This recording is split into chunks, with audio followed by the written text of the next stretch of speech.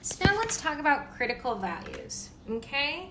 We need to determine the critical values for a hypothesis test on a population mean.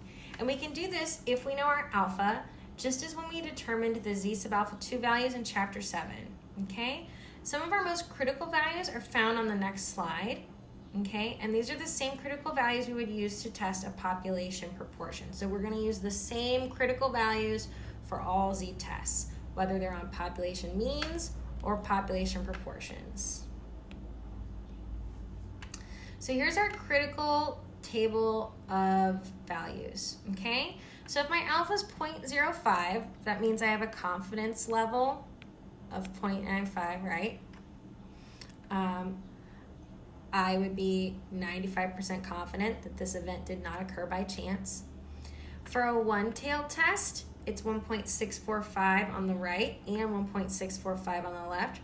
Remember, this represents a z-score. And so if I have a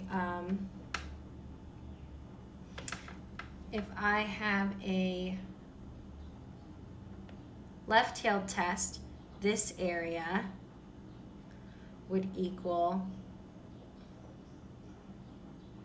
0.95. And if I have a right-tailed test,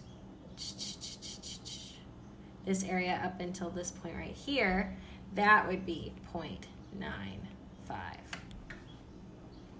Now, it's a little bit different when it comes to two-tailed tests, right? Because then I want the area in both tails, not just one tail, to add up to 0.05. And you can look these up in the z-table and see that this is the case. So if I have a two-tailed test, I have z-scores of negative 1.96 and 1.96. And if you look this up, that means the area in each of these tails is 0.025, 0.025. So when I add those together, I get 0.05. That means the area in the middle right here is 0.95. We do the same thing for 0.01, except instead of adding up to our area under the curve that's included being 0.95, the area under our curve that's included is 0.99.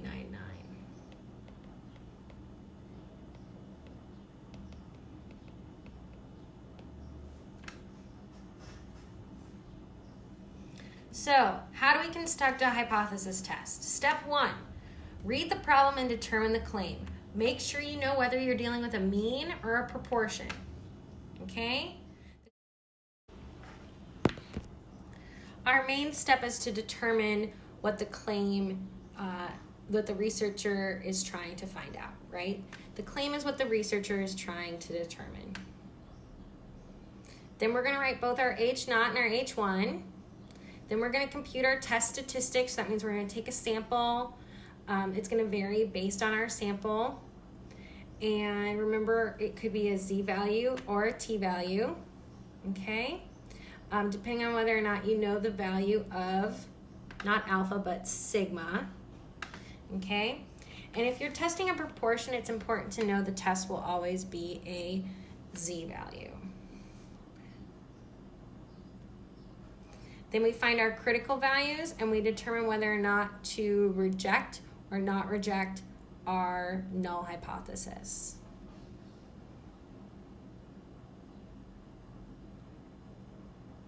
So let's go through an example.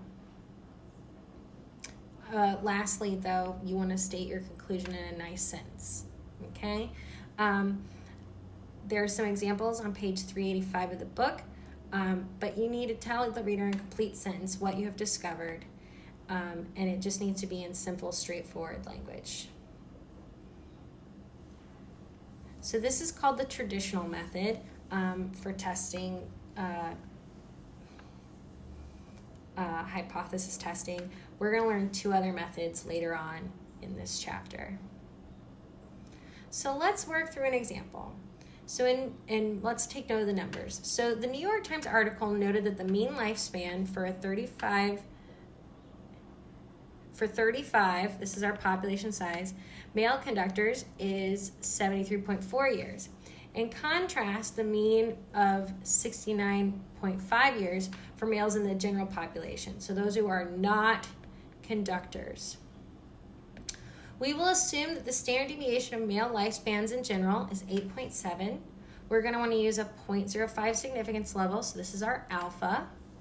And we want to test the claim that male symphony conductors have a mean lifespan that is different from 6.5 years. That's our population mean.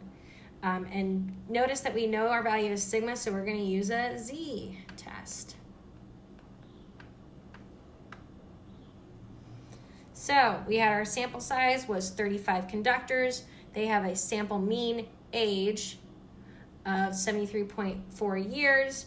We have a standard deviation of 8.7, and our alpha is 0.05. My null hypothesis is that there's nothing different. My null hypothesis is that the population mean is 69.5. That's the average lifespan of the males. Our claim is that our mean doesn't equal 69.5. Notice that in the problem before, they used the term different than. Different than doesn't apply a left or right tailed direction. If it had been have a shorter lifespan or a longer lifespan, that would have made this want to be a left or a right tailed. But because it's just different than, we use a less than, use a not equal to sign.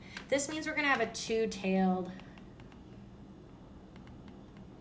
test, which is very exciting. Oops. So now we need to compute our z statistic. So I take my sample mean minus our population mean over our standard deviation over the square root of n. So I find a z-score of 0.65. This is going to be our test statistic. It tells us that the sample mean lifespan of 73.4 is 2.65 standard deviations above the population mean of 69.5. So let's take a look at what this looks like. So here I have 69.5, here I have 73.4, and that's a positive 2.65 standard deviations above my mean. So we have two critical values because our test is two-tailed. Since we have alpha's 2, if we go back and look at our critical table of z values, I have a critical value of 1.96 and 1.96. But since 2.65 falls over here, right?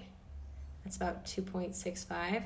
The area is actually going to be a lot less than 0.05, which is green.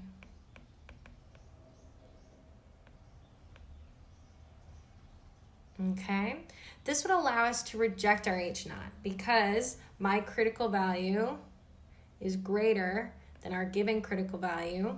It could have also been less than, but because it's greater than our critical value, we reject the H naught. And so our sample life, it doesn't happen by chance that conductors have a longer lifespan. Now remember, we might be making a mistake when we reject the null hypothesis. Okay? The probability that we're making the mistake is 0.05. This is where our significance level comes into play. I'm going to be wrong 0.605 or 1 out of 20 times. So when we reject the null hypothesis, we're really saying that our sample of male conductors comes from a different population than men in general, whose lifespan is 69.5 years. Or these male conductors do not have a lifespan of 69.5 years. This is what we're saying, right? And there could be a lot of different factors that affect their lifespan being longer, such as education level or working styles and things like that. So there could be some underlying cause, which is always important to think about.